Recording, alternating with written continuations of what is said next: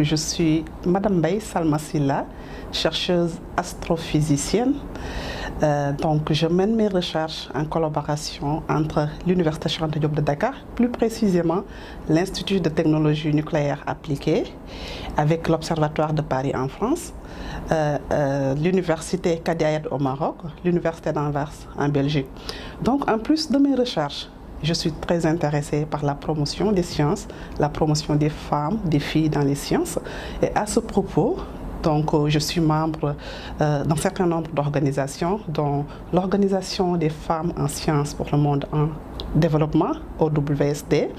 Je suis également membre du réseau des femmes astronomes africaines, African Network for Women in Astronomy, et je fais également partie du bureau, et je suis membre également de la Fédération mondiale des travailleurs scientifiques, et ici au Sénégal aussi membre de l'AFSTEC Sénégal.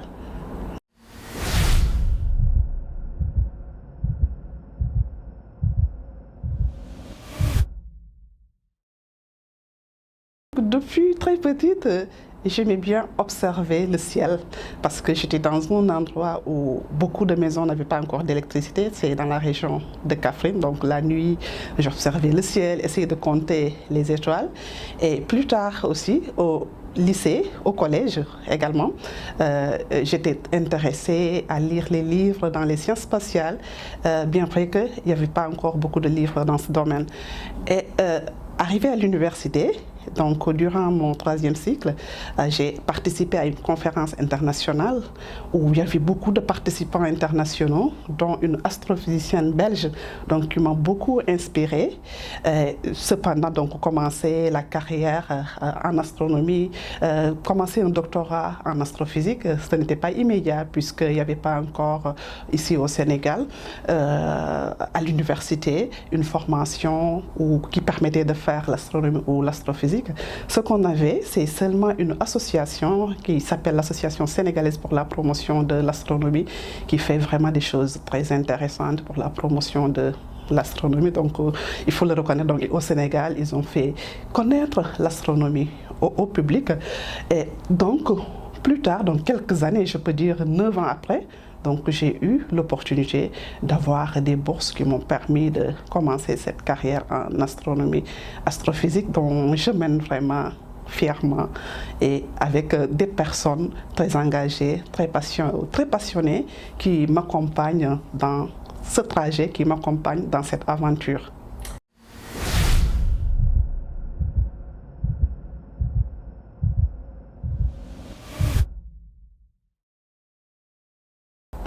Oui, au fait, je peux dire, c'est une fierté, mais aussi c'est une responsabilité. Parce que je me dis, être une première veut dire qu'il faut vraiment bien faire les choses pour motiver les autres, pour motiver la génération future.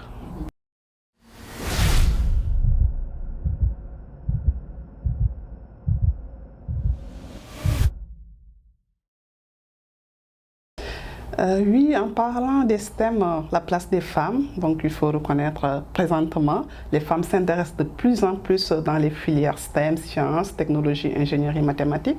Et cela s'explique par plusieurs raisons. Parce qu'il y a plusieurs organisations, que ce soit au niveau national, au niveau international, qui sont là, qui sont prêtes à aider, à accompagner ces femmes dans les filières scientifiques. Je peux donner l'exemple de l'OWSD, qui octroie des bourses de master, des bourses aussi de doctorat pour permettre aux femmes de suivre leur carrière scientifique. Donc c'est dans les pays en développement comme le Sénégal. Et il y a aussi L'Oréal UNESCO qui chaque année octroie des prix aux femmes qui se sont distinguées dans leur domaine. Cependant, il faut reconnaître qu'il y a aussi un travail à faire parce que dans un monde où c'est 50%, c'est-à-dire 50% d'hommes, 50% de femmes, comment expliquer que les femmes chercheuses représentent un pourcentage qui est inférieur à 30%?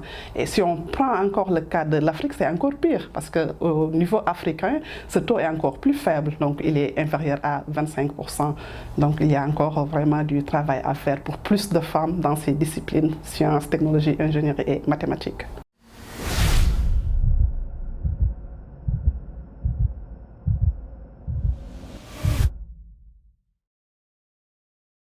je pense qu'il faut plus de visibilité, c'est-à-dire il faut plus de rôle modèle.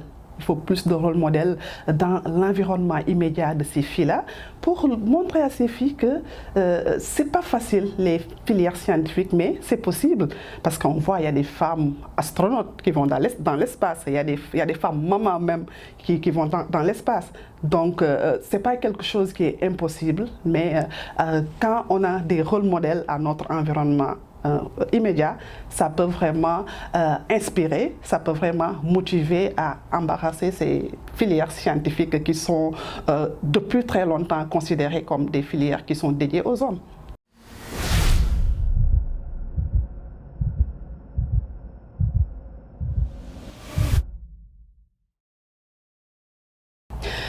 Oui, très intéressant. Donc, le rôle d'une astrophysicienne, ou oui, pour globaliser d'un astrophysicien, oui, c'est d'essayer d'expliquer avec la physique des phénomènes célestes, oui, pour être plus simple, comme par exemple expliquer comment la rotation de la Terre, expliquer également la succession des jours et des nuits. Et oui, le rôle d'un astrophysicien, c'est de travailler avec des données astronomiques. Et ces données, c'est quoi? C'est des données qui sont obtenues avec des télescopes qui peuvent être au sol, mais aussi avec des télescopes qui peuvent être dans l'espace. Et également, ces données peuvent être des données numériques. C'est-à-dire on peut faire des simulations pour expliquer certains phénomènes astronomiques. Et pour parler toujours de l'astronomie et l'astrophysique, donc c'est une discipline qui est assez transversale parce que quand on fait de l'astronomie, on s'intéresse aux mathématiques, on s'intéresse à la physique, on s'intéresse à la biologie, oui, on s'intéresse à l'informatique. Donc c'est une science fondamentale, c'est vraiment la mère de toutes les sciences.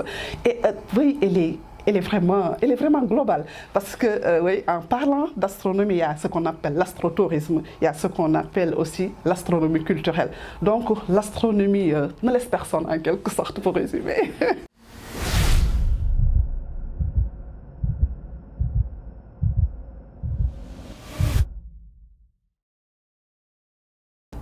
Oui, d'accord. Comme difficulté, je peux dire oui. Donc pour faire ce parcours, donc il fallait trouver des financements pour pouvoir faire les visites scientifiques. Donc comme vous le savez, on travaille avec des données, donc on a besoin d'être sur le terrain. Et pour cela, il fallait trouver des financements par-ci et par-là. Et l'autre difficulté, c'est quoi? Parfois, oui, il fallait faire des mois loin de sa famille, loin de mes enfants. Et ce qui m'a le plus marqué, c'était pendant la période de la Covid-19 où je devais voyager avec mon bébé et que l'ambassade de France n'était pas disposée à donner le visa pour mon bébé.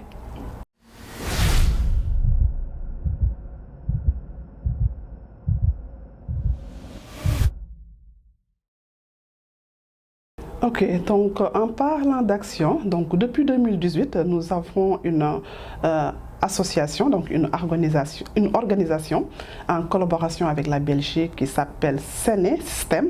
Donc Séné comme Sénégal, système comme sciences, technologie, ingénierie, mathématiques. Et dans cette association, qu'est-ce qu'on essaie de faire? On essaie de sensibiliser, d'organiser des conférences, d'organiser des ateliers avec les jeunes. Et en même temps, on essaie aussi avec nos partenaires de faire des dons. Parce que pour faire de l'astronomie, il faut parfois aussi que ça soit un peu concret, que ce soit seulement de l'abstrait. Et pour cela, il faut du matériel, donc en partenariat avec des gens qui ne sont pas du Sénégal. Donc nous parvenons à faire des dons, comme des dons de télescopes. Et il y a une organisation belge aussi qui nous a beaucoup aidé dans ce sens, qui s'appelle SSVI, c'est-à-dire Starshine for Everyone, les étoiles brillent pour tout le monde. Donc avec cette organisation, donc, on a pu faire des donations ici au Sénégal et aussi donc avoir ce matériel et quelque chose, mais pouvoir aussi transporter ce matériel aussi année une autre. Donc avec l'aide de RFI, donc chaque fois quand le matériel est disponible, RFI, grâce à leur comment ça s'appelle, à leur valise diplomatique, donc ils nous aident à faire le transport du matériel. Et donc avec cette association, la plus récente activité que nous avons réalisée, c'était un atelier donc, dans une école inclusive qui se trouve au niveau de Warang. Donc pourquoi inclusif? Parce que c'est une école avec des sourds-muets. Donc on a fait des ateliers, après on a fait des observations du ciel et les enfants étaient tellement fascinés. Oui. Oui, donc toujours pour parler d'action, donc vraiment pour rendre plus accessible ce métier, il faut commencer par la base. Donc c'est ce que nous essayons de faire avec cette organisation. Et il faut également des collaborations. Comme vous le savez, l'astronomie c'est une science prestigieuse. Donc oui, elle est passionnante mais prestigieuse, ça demande des moyens. Donc avec les collaborations, cela peut aider à rendre cette discipline beaucoup plus accessible et penser aussi au niveau local, avoir des laboratoires en astronomie, avoir aussi des observatoires astronomiques, oui, avoir des télescopes sur place qui pourraient permettre aux jeunes qui sont intéressés à cette discipline de pouvoir faire leurs recherches ici sur place, même si c'est important aussi de faire la collaboration parce que la science, elle est vraiment collaborative et elle est ouverte.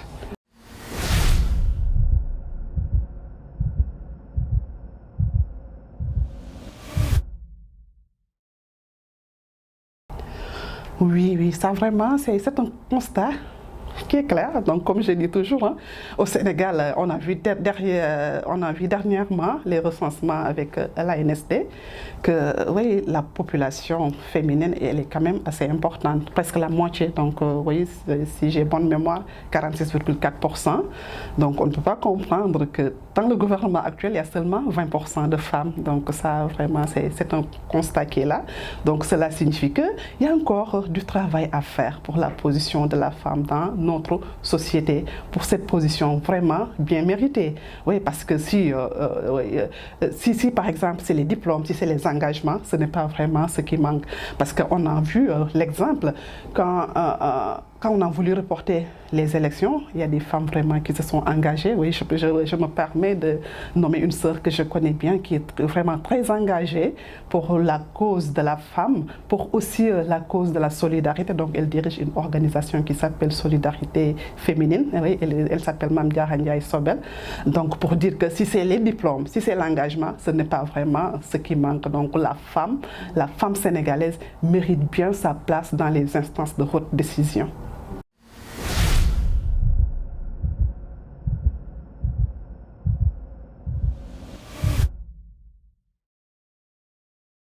Manque de compétences des femmes. Oui, non, au Sénégal quand même, il y a tellement de femmes compétentes, inspirantes.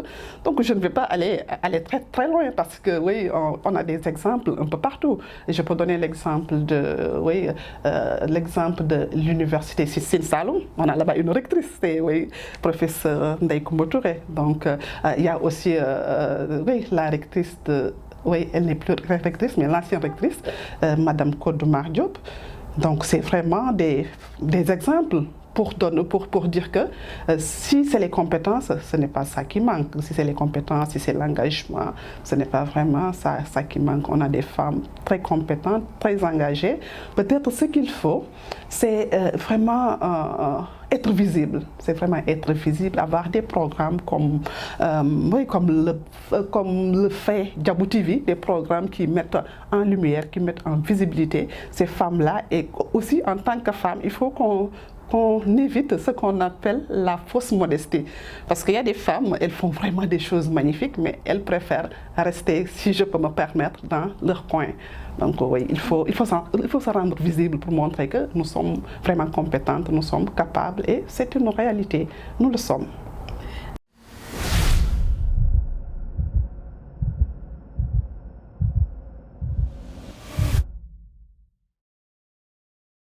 Je viens de Kaffrine, dans un endroit où il n'y avait pas beaucoup d'électricité, beaucoup de maisons n'étaient pas encore éclairées.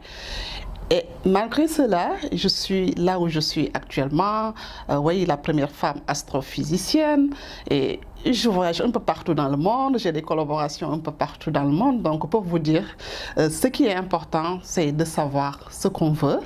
L'endroit où on est né, n'est pas le plus important. Donc le plus important, c'est de savoir ce qu'on veut, de croire en ses rêves et se dire que c'est possible. Il faut juste se donner les moyens et de travailler comme il le faut, travailler dur, avoir aussi de bons repères, ça c'est important.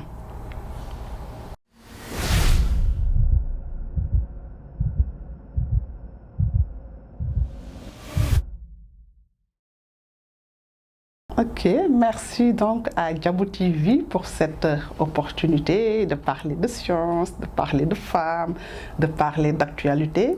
Et vraiment, je salue vivement cette initiative de mettre en lumière les femmes. C'est vraiment très important dans notre société de montrer que les femmes sont des miroirs. Nous sommes des lumières.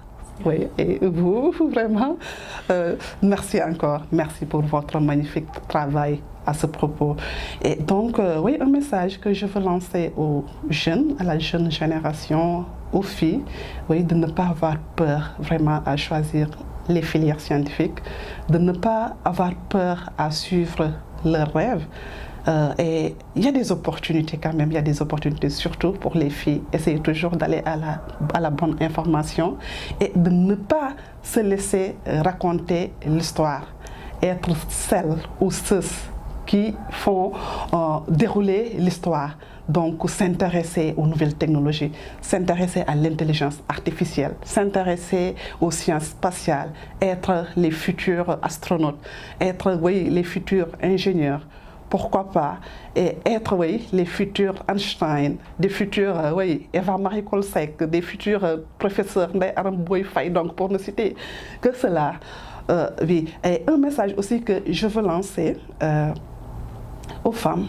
Donc il faut vraiment qu'on soit plus solidaires pour faire des actions qui impactent davantage la société, faire des actions qui vont se répercuter sur tous les maillons de la société, donc jusqu'à même les plus hautes instances de décision. Ça, c'est important, donc de s'intéresser à la concurrence, mais une concurrence qui est vraiment positive. Donc je dis bien une concurrence positive parce que cela va nous permettre d'avoir plus de femmes dans tous les domaines et de faire des actions ensemble pour un monde meilleur, rendre le meilleur meilleur.